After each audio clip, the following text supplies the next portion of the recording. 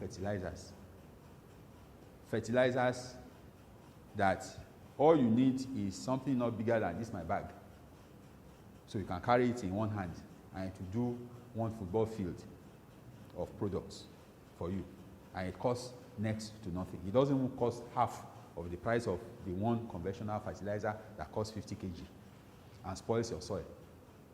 The pesticides are also among them. So these are the products that you are going to see. The job is not easy. I told you that we carry vines. You see the vines? Can anybody tell me what this is?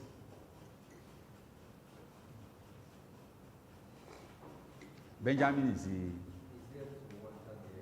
What's his name? Any other person? Any other person? Any other person? Huh? Spraying machine. Any other person?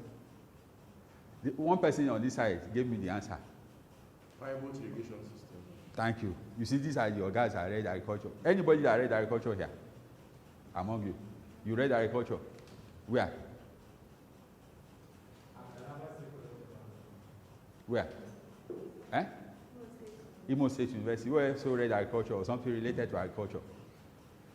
The agriculture we teach in school today doesn't involve modern agriculture.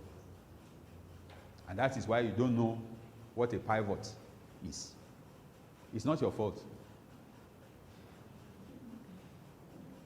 If you put a child in front of a teacher who doesn't know the subject, it's only what he knows that he's going to teach. And the student will not know more than he has been taught. And it means, therefore, that when industries set up and they set up pivots, even though you graduated with agriculture, you don't know agriculture sufficiently. They will say which kind of person. That's why they bring people from China. When they set up their company, they bring their people. Because we refuse to train our people in the modern technologies. This is what you use to irrigate on a large scale. This is one of the technologies. But because agriculture is not well taught, you won't get the same results. So these are the vines. Just to prove myself to you that when you cut yam and you grow them a little bit, they are hard enough, you take them directly to the field and then irrigate, and the yams will come out. You can see the truck which you saw at the gate, and these are yams that were cut for planting. The other technology you see is this aeroponics. Yams are being grown in the air, and this bottom is where the roots is. The plants are here and they start growing. You are going to plant some of these yams. Then we'll be sending pictures of them as they are growing. Benjamin, what's your name? Joyce. I will use them initially as contact. Then I'll get the rest of your names. You will put your name on the plant. If your plant survives and we are cutting from it, we'll say Joyce yam, Benjamin's yam, Barnabas yam, woman, Prayer's yam, Lizzie's yam. They'll be here. If you peradventure want to delve into yam, we will donate your yam to you to be cutting it so that you can get plenty yam from it. You see how these people are? Look at their buttocks. Where is it facing? It's facing the sun. That's not agriculture. If you practice agriculture in this way, we are doing it the hard way. We need to move from this point to where we are supposed to be. If we get to that point, then we link with industry. The way to do it, first, get your seeds. Second, get your mechanization. Third, get your storage, get your processing. And I'll share some examples. Start small. Make tuwo ndoya. Make money from tuwo ndoya. Do your vines. Produce seeds. Be the person who says, I'm a seed producer. Then people are looking for you everywhere. If Dangote wants to start yam production, he's going to look for seed producers, and there are no seed producers. So that job is not there. So when you are talking of job creation, you will create your own job. It's not that somebody will create job for you or buy motorbike for you and say he has empowered you. No, he has disenfranchised you. Because the motorbike he has bought for you, he used your money to buy it in China. And when that motorbike spoils, you are going to still send money to China to repair it. When you do your yam and you mechanize it and all of that, the consumer can be worldwide, but the production is yours and nobody can take it away from you. And that is why you don't see seed systems of that nature. You can see how clean the field is. After some time it was planted, this is the usual representative. We are going to go to this field and we'll do some harvest of those things that came from the vines, and you'll see it. This is another field, and you can see lots of women working, even on the vines. You can see how the yam looks like, you know, on a mechanized area. And you can see the manager, Adora, sitting behind there on the tractor with some of our colleagues. So there is no job that is job of man or woman. They will drive you around with the machines. Go ahead, please. Does mean normal practice of this one, we don't have to do this because some part of Nigeria. Okay, very good question. Very good question. Let me answer you not from the point of view of the technology, but experiential learning. What's wrong with this thing now? I wanted to show you a picture. Oh, my system went. There was no power. Okay, what I wanted to demonstrate to you, you will try and do it. I think the power didn't go in. When you make that heap, just imagine. I don't want to make a caricature of myself, but imagine you go. How many times you bend to make that heap? Look at the manpower. Yet we do it all. Let us now imagine the yam is as big as this bag. Look at the man hours you put inside to remove the yam. Then weeding is. Now, when you continue doing that, look at the time you are spending. Can that product ever be industrial? It can't be industrial. So why don't you change the practice? Why don't you start doing something? Yoruba people say, if you are trying to make okra, I mean, you are trying to make ogbono, and the ogbono is not drawing. What's the value of ogbono when it doesn't draw? You remove it and put okra. Okra, by nature, it will draw. Ogbono, when it has stayed in the house for a long time, sometimes it will not draw. But okra that you take fresh, when you cut it, so let's stop that practice of trying to make heaps. It will delay us. When you want to harvest the yam, when the yam does well and is big, it's going to be like what is happening today. You know, many of us like cottage chicken. Chicken that roams around. It's very sweet. It's sweeter than agric. But how many of you eat it now? That's what will happen to Fulani cattle. It's sweet. We are going to like it and all of that. But we are going to be eating the agric one when time comes. Because it's increasingly becoming difficult, even for the Fulani man himself, to rear his animals. He sends animals to the bush. Kidnapper will kidnap. They kidnapped one cattle rearer last week. Because he felt the kidnapping is not his business. The kidnappers caught him. So he's getting home to everybody. Now, if he was in his ranch, it would be difficult for you to come and meet him, but he has to roam around. It was just unfortunate that those people were ready and he was in their midst. So our practices will have to change if we are going to be industrial. I will summarize. So,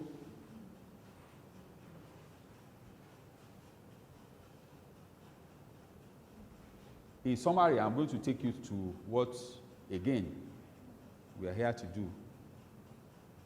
It has frozen. I don't know why.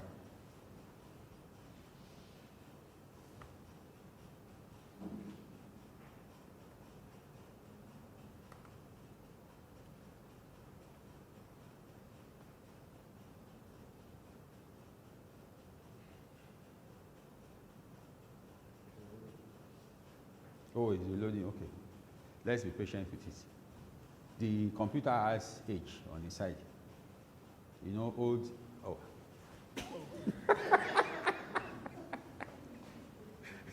I didn't say anything out.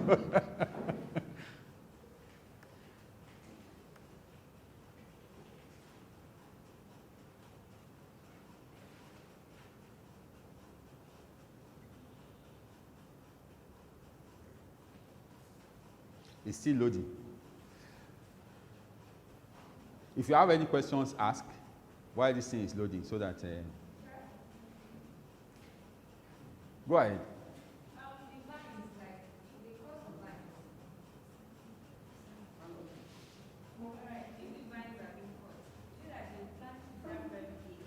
Immediately.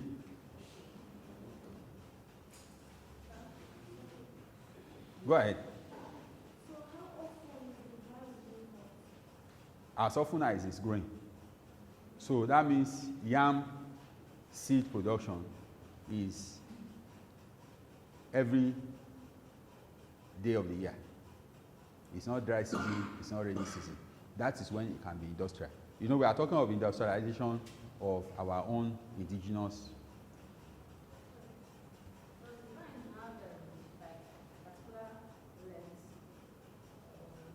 All those questions will be answered by experiential learning.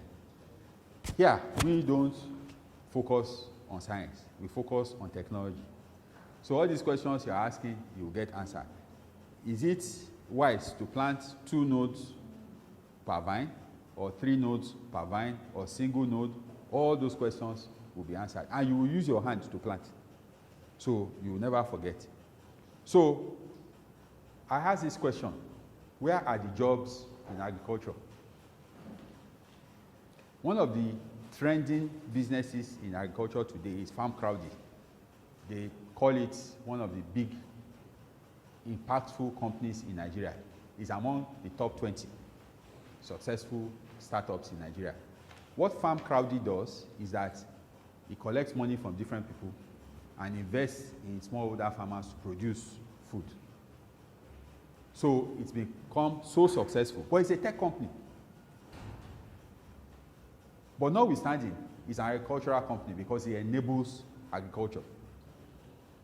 But I say, the jobs in agriculture are in yam, millions of jobs. Sugar, 98% of the sugar we eat in Nigeria is imported. It's in textile, growing of cotton. All of you, without exception, everything you are wearing is imported. Even the hair on your head is our pure water bag that was changed by a Japanese company. It's not a Nigerian company that is making this extension that you are wearing on your head, but it's coming from our waste. So people come in, they look at us, they see where we are weak, and they become strong. Let's start becoming strong where we are weak too. Food crops, banana, plantain, cocoyam, sweet potato. Those things that you don't eat all the time, that are our foods. There is this brown beans that people, again, the Jabus eat. It's not popular, but it's one of our products. Then cash crops, cocoa and all those things.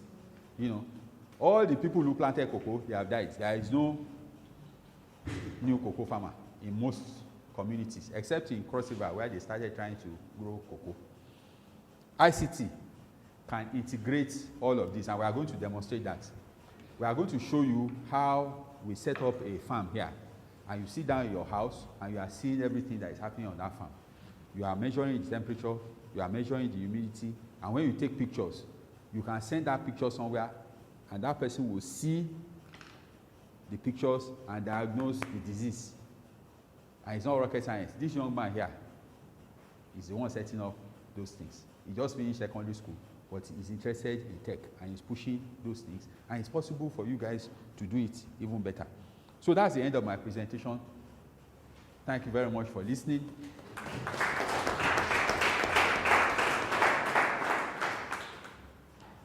Now, question and answer. All questions pour them out. But you go and see. Introduce yourself. Yeah, that's a way to know. My name is Nita. Nita. Sorry, you tell what? My name is Nita. Anastasia Mbwene. Surname? Mbwene. Okay. I'm from Anambra State. And I'm into politics now.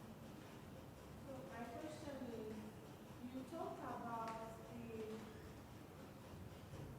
chitinase enzyme. Chitinase. Chitinase enzyme. And you also spoke on how to extract some from the soil. I didn't really No, chitinase comes from soya beans. You talked about all the ways of extracting. Okay. The biofertilizers is what I talked about. And since you say you are a poultry farmer, your poultry farm smells, right? It smells. Yes. One thing you can use to remove the smell is to grow lactic acid bacteria and spray on your farm, and your farm will stop smelling. Overseas, their farm does not smell the way our farm smells, and they grow the same chicken. When you buy eggs overseas, you don't see chicken sheet on the eggs. They have removed those from their problems. So hopefully, when you go to the bio section, they will show you how you can produce materials that you spray on your poultry farm that it will not smell again. All the technologies that can make people successful are in our hands already, but we don't appreciate them. And that's an example. What I was telling you before was about biofertilizers. We pick the soils that we have found to be very rich. We now look for the nutrients that those soils have that other soils don't have. And we find recurrently that it is a population of microorganisms that are there. So what we do is that we now multiply those microorganisms and turn them into products, so that we can now distribute to farmers who go and plant, and then the thing turns around. You will see our yams, they are green. We are not using NPK. We are using those microorganisms who now mobilize the resources from the soil to give to the plants. So these technologies are already in our hands. The question now is, how do we scale them to become things that can produce services and quality life for people? Any more questions? Barnabas. I want to know the duration. What is the The duration is the same thing as yam. Yeah. If yam grows in 6 months, this will also grow in 6 months. Mendy, don't go. Blessing also don't go. Eh? They are going to come.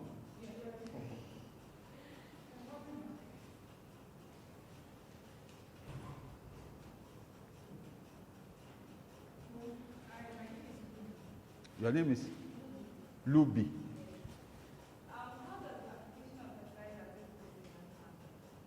In? Okay. What we will encourage you to do is to apply your fertilizer at the time when you generate the seeds. So your fertilizer is going with your seeds. And the reason why I'm confident that it does so is because the fertilizers we are talking about now are biofertilizers. They're actually living things. So they live with your seeds. So you don't need any special application. So we will have rigged them into the seedlings and even the tubers. So by the time the tuber is coming out, it's growing its fertilizer. So that's the difference between the biofertilizers. Now, these are different from organic. You have heard about organic fertilizers also. Organic fertilizers usually are things like cow dung, animal waste. You now mix them with some things. It's a lot of bulk. It's usually difficult to move. But these ones are the microorganisms that you find inside those wastes that we now package together. And one of our staff will show you how that packaging is done. So it's an experiential learning thing. It's not something that will make you sleep. You know, if you are sleeping before, you wake up when you get there. Go ahead. Yeah, I want to ask, but when you plant the Vines. the vines in a place, when taking it to the field, will you cut the vine away or? No. You want the plant to continue growing. You don't want to disturb it anymore. You know, it's difficult as it is. You generated it from vines. So it will create its own roots. It's now beginning to find its way, how to get nutrients and all of that. So you don't want to cut it anymore. You now leave it. When the time for tuberization comes, it starts forming tuber. And then the tuber starts growing. So depending on the nutrients in the soil or in the condition where you get the tuber size you need. Other conditions are like, how hard is your soil? If your soil is hard, the tuber may not grow to the best of its ability. It may encounter something hard and then begin to spread. That is also not helpful to the plant. But if the soil is easy for the plant, it will form the shape the best it can. So there are still a lot we are learning. We don't have all the knowledge, but the truth is that what we have, we will hand over. And we believe that what we hand over, and we pray, however, not that we believe, we pray that what we plant will germinate in your mind. Once it germinates in your mind and you decide that you are going to make this thing successful, then I think we'll be in a good place. You wanted to ask a question. Don't be afraid. Okay. Now, what we are going to do, except if doctor has any. Madam, you have any final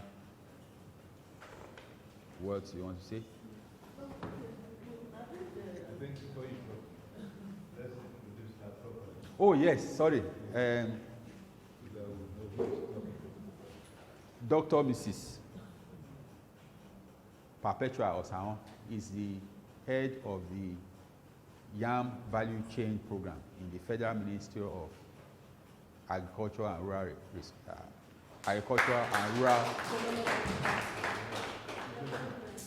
Rural Development. She's here because we are talking yam. Day before yesterday, she was at an event because it was about yam.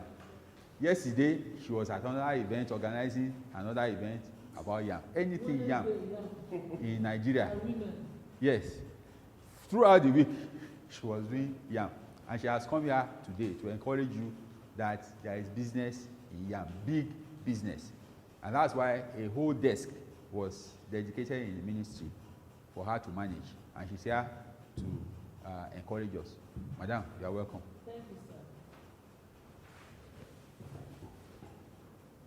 I don't know if the protocol has been established, but if one has not been established, I want to say that my chief, I'm happy that you're here. Dr. Shola, thank you very much for the lecture. I want to say my children that you have a lot of energy which you can put in to be useful to you.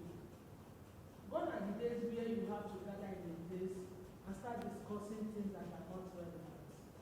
You don't make 1 million naira by sitting in a place and talking and pressing the system. You make that money by working hard.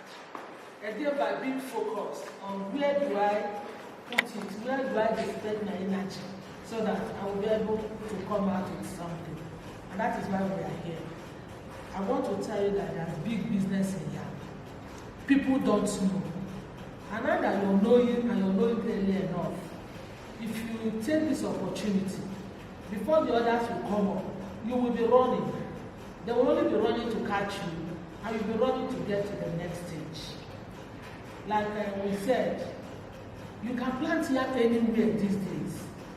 Gone are the days, I heard Banagaton, you were talking about hips. Gone are the days when we talk of hips. If you plant here on hips, in 1 hectare, the highest you can get is 4,000 hips. That is, if you maximize the area, you can get 4,000. But what ordinary farmers are getting is 2,500 hips to 3,000 hips. That's what that is. But when you plant your yam on ridges, you will have 10,000 plants. Wow. That is the population. So compare 4,000 to 10,000. Meanwhile, your inputs remain the same. The laborer will be the same. Fertilizer application in 1 hectare is fertilizer application in 1 hectare. So you can now see the difference, why you need to adopt the new technology. Talking about the one-node vine cuttings. Yesterday when we were discussing, we are now thinking of coming up with planters for yam. Just like it's being done in all the cereal crops. We are thinking of coming up with planters so that you don't need to say, this business is a dirty business. All you need to do, I hope I come with one picture. You see where you have the pack. There are similarities between planting of sugar cane and yam one-node vine cuttings. All you need to do is to pack it, drive your tractor, and it will be planting along the ridges because we are planting on the ridges and no longer on the hips. So this is an opportunity.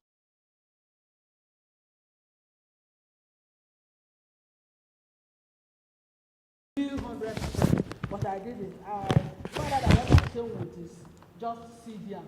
You can imagine this seed yam.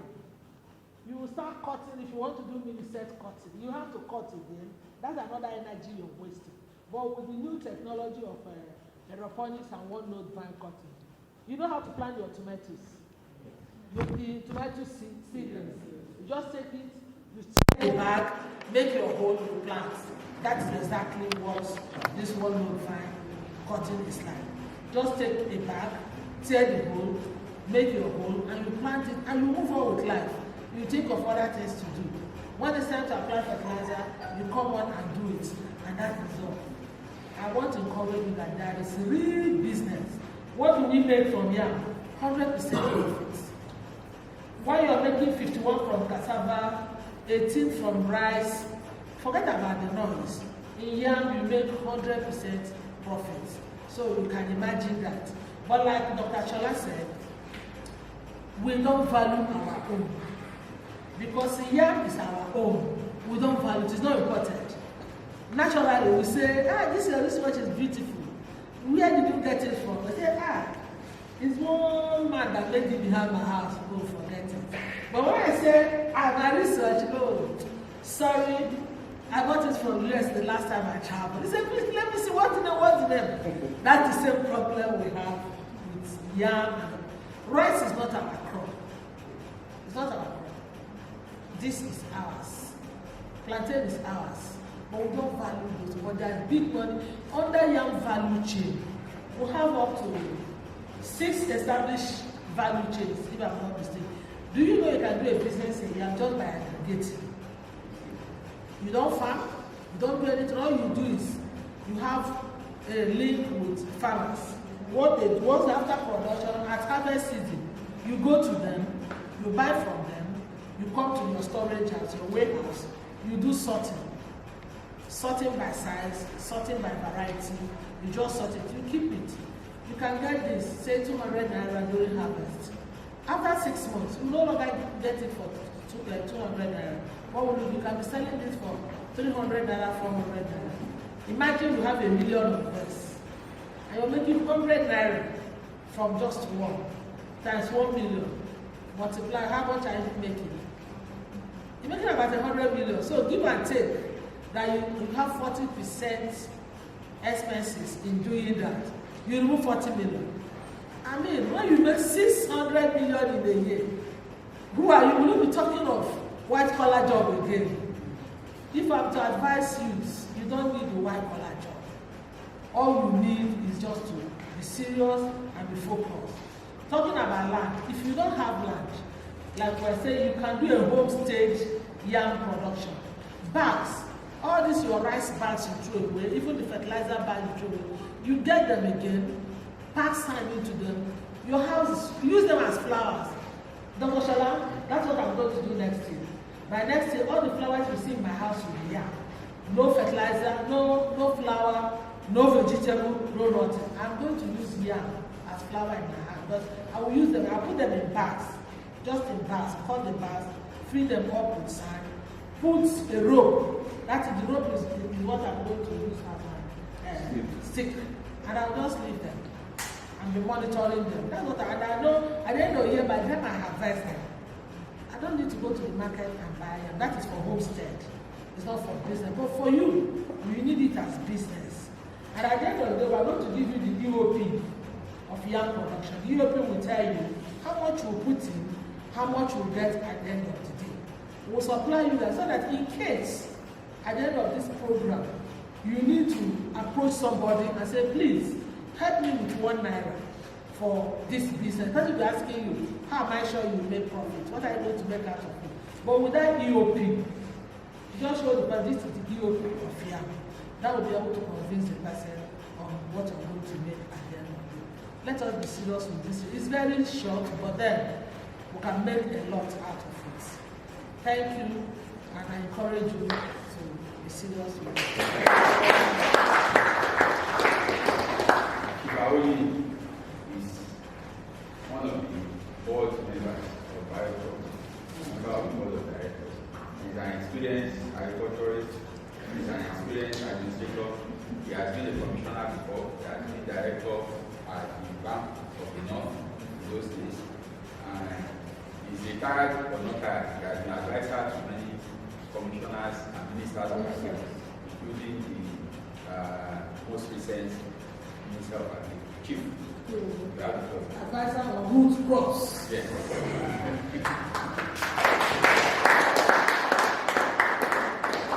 Thank you very much. Like I said, happy issue and trade. Like we said, I was my young age, was director of Bank of the North many years ago. I've been commissioners on about 3 occasions. In fact, I was in charge of my state's finances for 7 years. So as a young man, I have seen a lot. I was accountant to the president of this nation outside this country. So I've seen certain things. But then, agriculture caught my attention. And some 22 years ago, we started investing in agriculture. We have about 400 hectares today. I can assure you, if you want your future and the future of this nation, pay attention to what you are being exposed to today. You don't need to have millions to start something. You don't have to be going through the street looking for the jobs that is not there that will pay you. Start small. Let's see how we can partner together to see how you can put this country on the platform. We were told yesterday, Honeywell, as from next year, now wants to use the yam as an industrial material. We have not been doing that. Even cassava, we have not been doing that. But the advantage that yam has over cassava is in the gestation period. So there is so much for us to do, provided we are ready. And that is what we are being exposed to. Thank you, Oga, for taking the problem, because I know it's not easy. I've had about 200 young men that have gone through my farm to school and graduated.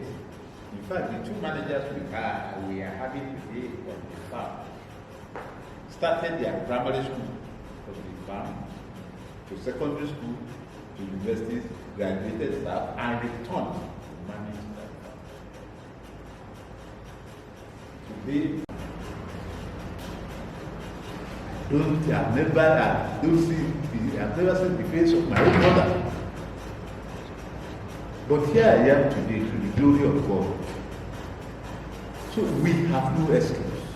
Be determined. Life is there for you to live. You have the choice as to how to live. God help you all. Thank you.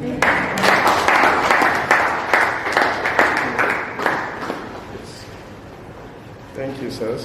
Thank you, ma'am.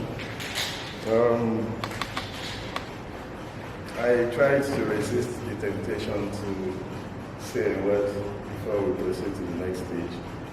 But after listening to the two people that spoke last, I thought that it's important for me to respond to what they have said, because they touched at the heart of the reason why we're here today.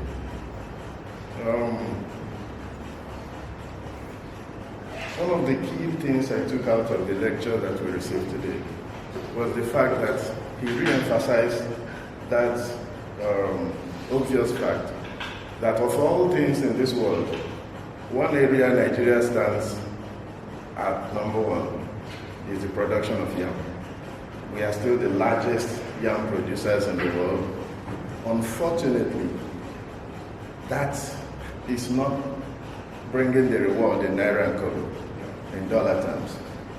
I think that is one very important message that we as young people should take home and ask ourselves, what will be the reason why, if countries like China and America are the best or the highest producers in telephone, mobile phone that we're using, that becomes the highest cash earner in the world? Who sets the price? And what are the reasons why yam prices are so low in the international market? Is there something that we can do to influence that? Yeah. We can do something in value addition, in trying to extract other products out of yam. In processing yam, instead of, and I also know that there are challenges in trying to export the raw yam that we produce. Most of them don't meet international standards, and we're not allowed to export them.